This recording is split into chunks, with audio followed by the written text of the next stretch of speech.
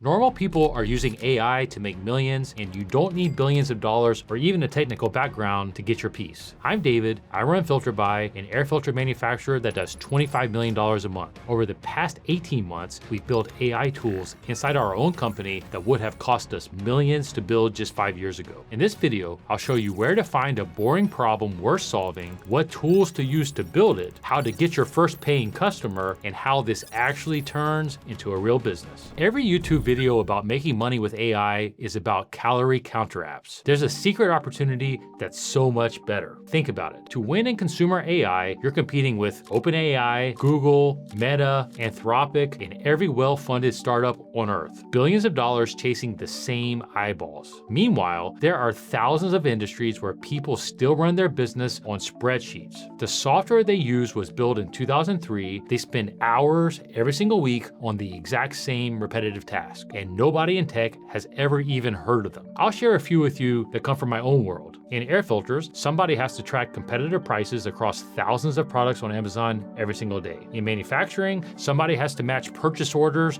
to shipping records to invoices line by line. In logistics, somebody has to chase down a missing shipment by calling 3 different people and digging through email threads from 2 weeks ago. None of that stuff is sexy. None of it is AI powered, but it's hours of human time every week in every company. The bottleneck in a lot of these businesses isn't intelligence, it's just stuff that's annoying and slow. And in my opinion, that's where the money is. 5 years ago, nobody would have even bothered building software for half this stuff because the math just didn't work. Today, one smart operator with AI tools can build that software in a few weekends. A niche workflow tool was a terrible business in 2020, but now it's $1 million to $2 million business in 2026. You can't build a boring AI business if you don't know what problem you're solving. So where do you actually find these problems? The best AI concepts usually come from someone saying, why are we still doing this manually? There's no magic website, but there are a few places where the pain shows up over and over again. As an example, SAM.gov, the government contracts database, we talked about it in a different video. If contractors are repeating the same boring task over and over, that's a clue. Reddit is another example. You can look for industry-specific subreddits. Just search for words annoying or manual or spreadsheet. Wish there was a tool. You figure that kind of stuff out. Niche Facebook groups where you see plumbers, dispatchers,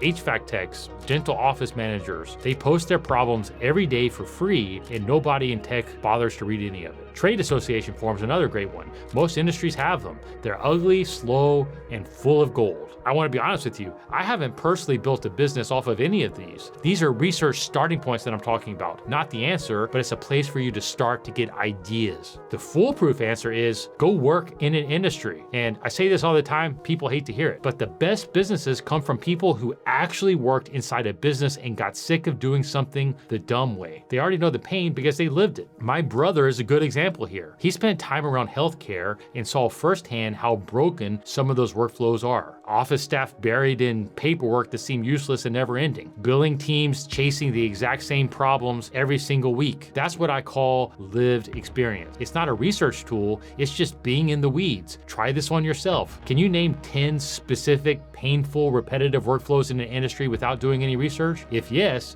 you probably understand it well enough to build for it. Okay, so you found the problem. Now what? You don't need to be an engineer to build software anymore, but you do need to be willing to learn. I want to be real with you here. The whole no-code, AI SaaS, build it in a weekend thing is partly true and partly a lie. What's true is you no longer need to be a world-class engineer. AI tools have crushed the barrier to entry. The cost of writing custom code has absolutely collapsed. That's a fact. The lie, though, is you can't actually build a real software business with zero technical understanding. So here's the path I recommend if you're starting today. If you're a total beginner, start with Claude. Just use it to understand basic concepts and structure your idea. Once you're ready to build, move into tools like Cursor, Claude Code, or Codex. These are AI-assisted coding environments where the AI writes most of the code for you and explains what it's doing as it goes. Treat AI as your co-pilot, not magic. It's honestly the best teacher you'll ever have, sitting next to you 24/7, explaining everything. It has never been easier in human history to learn technical skills. That's just another fact. And people that try to tell you otherwise are full of it. The people who actually sit down and do the work, even slowly at first, will run laps around the people who just watch videos about it. but it's still not magic. You still have to do the work just as you did when you were learning code before. It's just way easier now. The goal of the MVP, or minimum viable product, is not to build a perfect product. The goal is to show one painful workflow being solved well enough that someone says, I would pay for this. Even better, this is going to make my week a lot easier. And here's something nobody tells you. A lot of successful software businesses started with a human manually doing half the workflow behind the scenes. The customer doesn't see that. They just see the result. You're not cheating, you're prototyping. This might be something like a dashboard that finally shows the business owner the numbers they've been guessing at for years, or a tool that turns messy operational data into clear decisions, a workflow that automatically reconciles your invoices, orders, and shipments. Is actually something I'm working on. A system that prioritizes which customers to call first, something that takes a 6-hour Friday task and turns it into a 10-minute review. It doesn't need to be pretty at first, and it doesn't need to be at scale. It just needs to actually help someone. The biggest mistake I see beginners make is building too much before talking to anyone. They spend 3 months building a platform with a dashboard, a login page with settings and integrations and billing,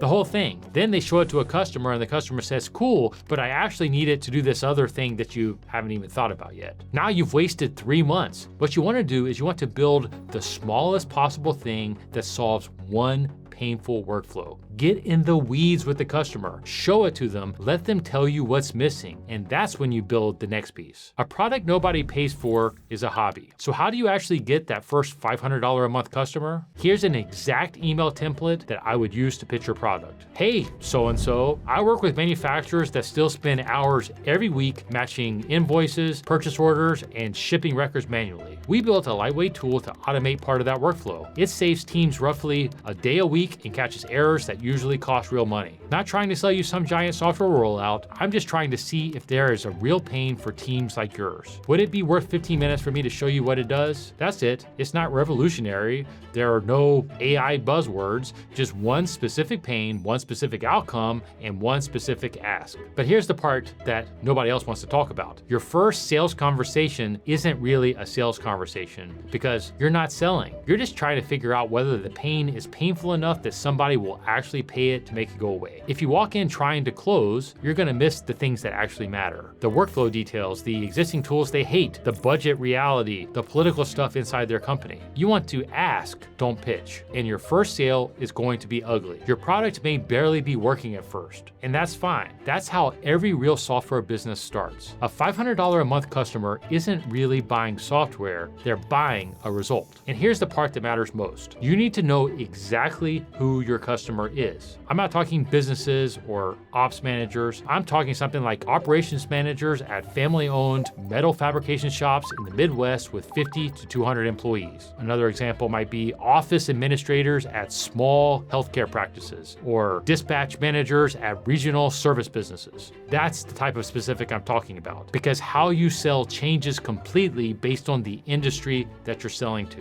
Some industries respond to cold emails. Some need phone calls. Some need in-person visits at a trade show. If you don't know your customer that deeply, their workflow, their nuances, their actual day-to-day, then you haven't done the work yet. Let's say you've got 10 customers paying $500 a month. You're making $5,000 a month. How do you go from $5,000 a month to $50,000 a month or even $500,000 a month? The difference between a $5,000 SaaS and a $50,000 SaaS isn't the product, it's how deep you go. Here's what most people get wrong. They think that bigger contracts mean better AI or more features, and it's not that at all. A $5,000 tool solves one workflow. A $50,000 tool is so embedded in the company that pulling it out would basically break the business. This is the part that I'm most excited about. AI is finally making it possible for one person or a small team to build something that runs the day-to-day of an industry that nobody ever built software for. 5 years ago, this was just impossible or realistically just economically not viable. But today, it isn't. Over time, the winning products expand from one task into a bunch of workflows, from one team into multiple departments, from a handy little tool into something that businesses genuinely depend on. More workflows, more integrations mean more seats and more measurable impact. The more time you save them, the more you're worth. But you have to know which game you're playing, because there are some industries that are just never going to pay you $50,000 a month, and that's totally okay. There's a high volume, low ticket version of this. Nail salons or small local service businesses, very small machine shops. They're probably never going to pay you $50,000 a month. They don't have that money to pay you even if they wanted to. But thousands of them might pay you $200 to $500 a month. You're going to win on volume and simplicity. Then there's the low volume, high ticket version. High scale manufacturing, healthcare, logistics, compliance, industrial distribution. Here you might even charge $10,000, $25,000, $50,000 a month per customer. You only need 50 customers to build a serious business. Here's where you win on depth and trust by being so embedded in their operations that they can't imagine running without you. Both of these models work, they're just different. And honestly, the industry decides which one you're playing, not you. Pick your industry first, then build the model that fits that industry. The last thing here is, when should you make your first hire? Way later than you think, especially in a world of AI. A lot of founders hire to avoid finding product market fit. Don't do that. Don't scale confusion. Hire when customers are consistently paying, your retention is good, the demand is repeatable, and you're clearly the bottleneck. You know exactly what system you're handing off. Stay lean, get in the weeds, deeply understand the workflow yourself. Then bring someone in to amplify a system that's already working, not to rescue a broken one. Here's what I really want you to take from this video. AI is not the business. AI is just the thing that finally made it cheap enough to build a real software for industries the tech world never cared about, for problems that seemed too small to solve with software in the past. The pain was always there, people just couldn't afford to build for it. Now they can. If you've worked in HVAC or logistics, manufacturing, healthcare, construction, dental, restaurants, anything you can think of, the more niche, the better. Not the stuff that me or any other YouTuber is talking about, the stuff that, you uniquely see. Anything that you have an edge that no Stanford grad in San Francisco has, you know where the friction is, you know the workflow, they don't. So this week, pick one industry you already understand, write down 10 painful, boring, repetitive workflows, then go talk to 10 people who live in those workflows every day. Find the pain that keeps coming up. The next generation of AI winners probably won't look like Silicon Valley startups. They'll look like operators quietly building software for industries or use cases that the tech world ignored. If you want to go deeper on actually buying a business instead of building one from scratch, watch my full breakdown on private equity for beginners right here.